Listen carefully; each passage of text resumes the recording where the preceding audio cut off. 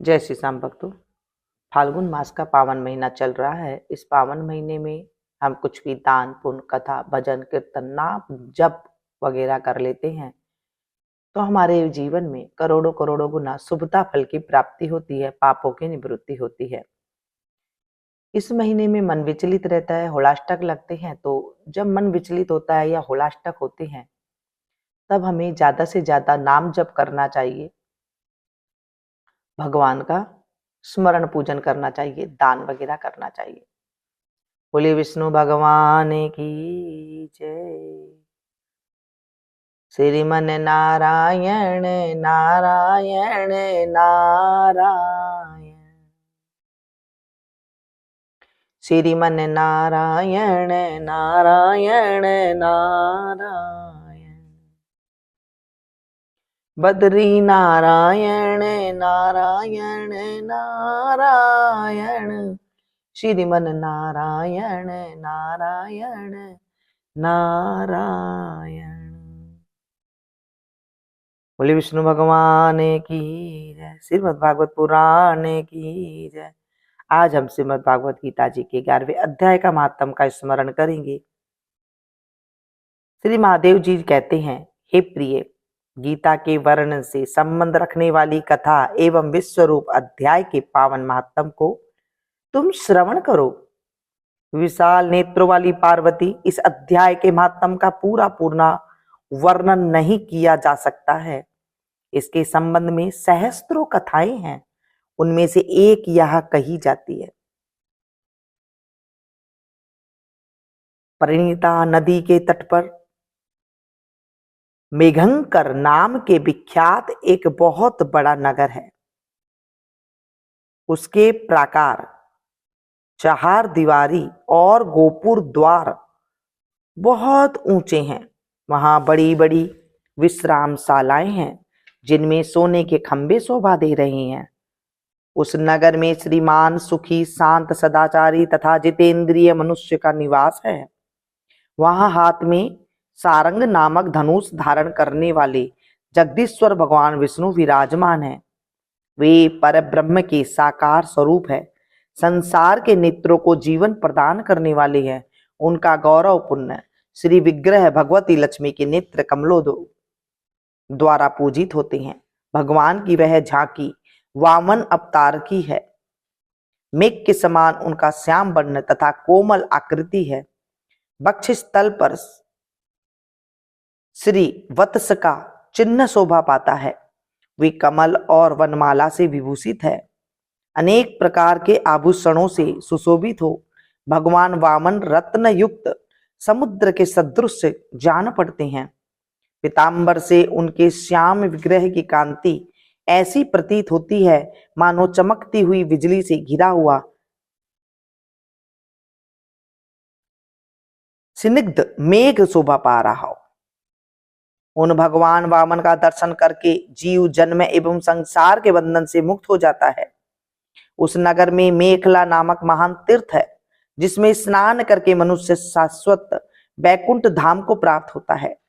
वहां जगत के स्वामी करुणा सागर भगवान नृसिंह का दर्शन करने से मनुष्य 7 जन्मों के लिए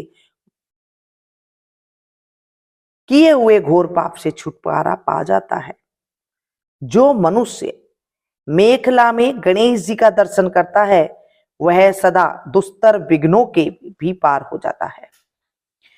उसी मेघंकर नगर में कोई श्रेष्ठ ब्राह्मण थे जो ब्रह्मचर्यायण परायण, ममता और अहंकार से रहित, वेद शास्त्रों में प्रवीण, जितेंद्रिय तथा भगवान वासुदेव के शरणागत थे। उनका नाम सुनंद था। हे प्रिय, वे सारंग धनुष धारण करने वाले भगवान के पास गीता के 11वें अध्याय का विश्व रूप दर्शन योग का पाठ किया करते थे। उस अध्याय के प्रभाव से उन्हें ब्रह्म ज्ञान की प्राप्ति हो गई थी।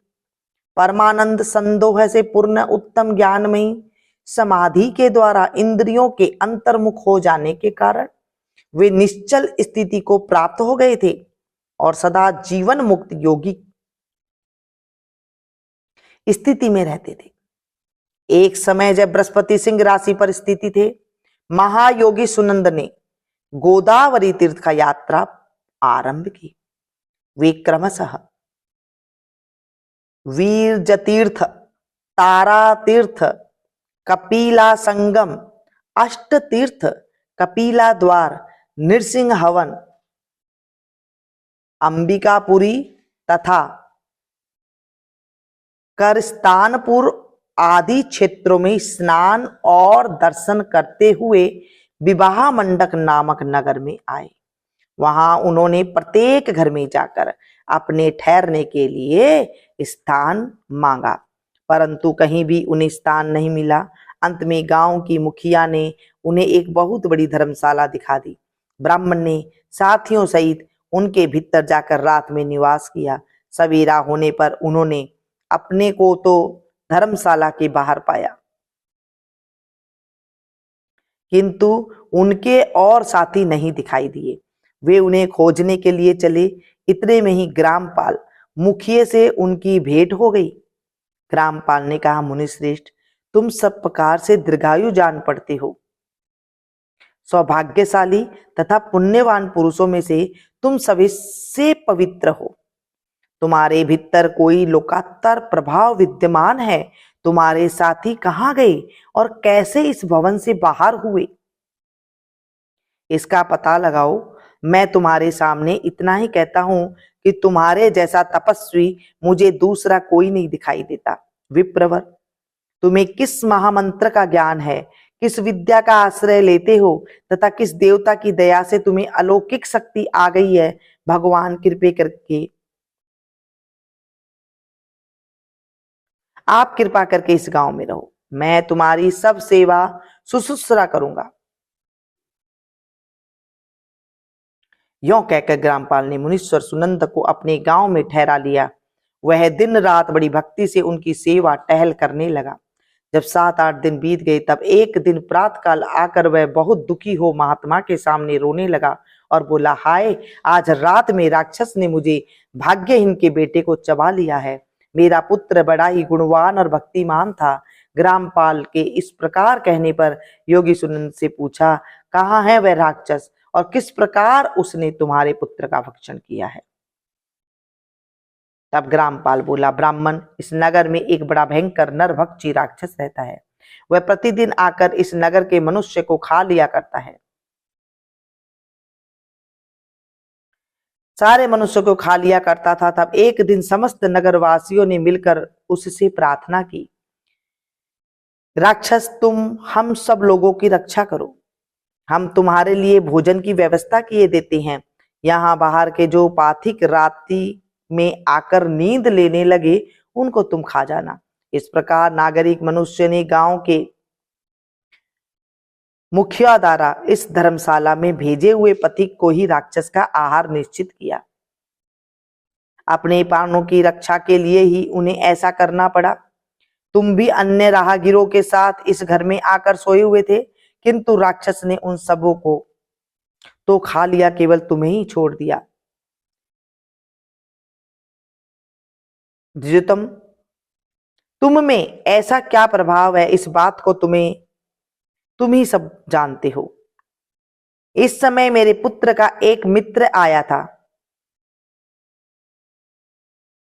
किंतु मैं उसे पहचान न सका।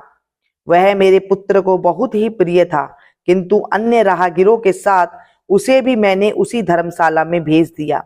मेरे पुत्र ने जब सुना कि मेरा मित्र भी उसी में प्रवेश कर गया है, तब वह उसे वहां से ले आने के लिए गया, परंतु राक्षस ने उसे भी खा लिया।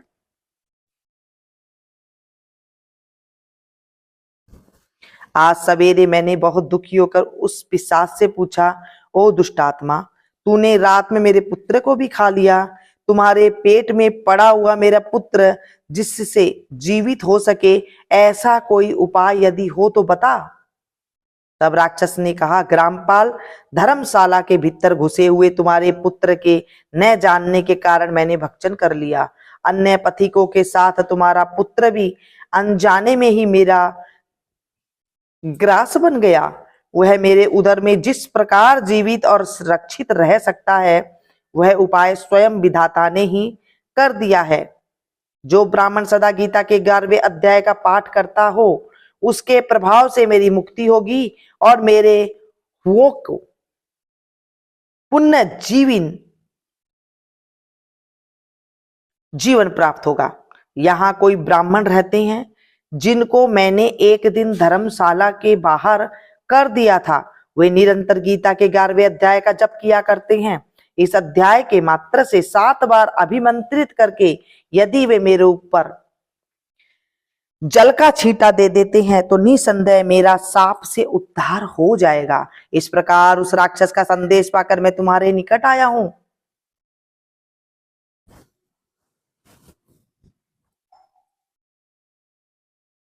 ब्राह्मण ने पूछा, ग्रामपाल, जो रात में सोए हुए मनुष्य को खा जाता है वह प्राणी किस पाप से राक्षस हुआ है? ग्रामपाल बोला, ब्राह्मण, पहले इस गांव में कोई भी किसान ब्राह्मण रहता था। एक दिन वह अगहनी के खेत की क्यारियों की रक्षा करने में लगा था। वहां से थोड़ी दूर पर एक बहुत बड़ा गीध किसी राही को मारकर खा रहा था। उसी समय एक तपस्वी कहीं से आ निकले जो उस राही को बचाने के लिए दूर से ही दया दिखाते आ रहे थे। गीध उस राही को खाकर आकाश में उड़ गया। तब तपस्वी ने कुपित होकर उस किसान से कहा, ओ दुष्ट हलवाहे, तुझे धिक्कार है, तू बड़ा ही कठोर और निर्दयी है। दूसरों की रक्षा से मुंह मोड़कर केवल पेट पालने के धंधे में लगा हो तो तेरा जीवन नष्ट प्राय है। अरे जो चोर, दाढ़ वाले, जीव, सर्प, शत्रु, अग्नि, विष, जल, गीध, राक्षस, भूत तथा बेताल आदि के द्वारा घायल हुए मनुष्य की शक्ति होते हुए भी उपेक्षा करता है, वह उनके बद का फल पाता है। जो शक्तिशाली होकर भी चोर आदि के चंगुल में फंसे हुए ब्राह्मण को छुड़ाने की चेष्टा नहीं करता, वह घोर नरक में पड़ता और पुण्य भेड़िए की योनि में जन्म लेता है। जो वन में मारे जाते हुए तथा गिरधन और व्याघ्र की दृष्टि में पड़े हुए जीव की रक्षा के लिए छोड़ो छोड़ो की पुकार करता है, वह परम गति को प्राप्त होता है। जो मनुष्य गायों की रक्षा के लिए व्याघ्र, भील तथा दुष्ट राजाओं के हाथ से मारे जाते हैं, वे भगवान विष्णु के उस परम पद को पा जाते हैं जो योगियों के लिए भी दुर्लभ है। सहस्त्र अश्वमेघ और 100 वाजपेय यज्ञ मिलकर शरणागत रक्षा की 16वीं कला के बराबर भी नहीं हो सकते हैं। दीन तथा भयभीत जीव की उपेक्षा करने से पुण्यमान पुरुष भी समय आने पर कुंभीपाक नामक नरक में पकाया जाता है। तूने दुष्ट गिद्ध के द्वारा खाए जाते हुए राही को देखकर उसे बचाने में समर्थ होते हुए भी जो इसकी रक्षा नहीं की, इससे तू निर्दयी जान पड़ता है, अतः तू राक्षस हो जा। इस पर हलवावा बोला, महात्मन, मैं यहां उपस्थित अवश्य था, किंतु मेरे नेत्र बहुत देर से खेत की रक्षा में लगे थे, अतः पास होने पर भी गीध के द्वारा मारे जाते हुए इस मनुष्य को मैं नहीं जान सका, अतः मुझ दीन पर आपको अनुग्रह करना चाहिए।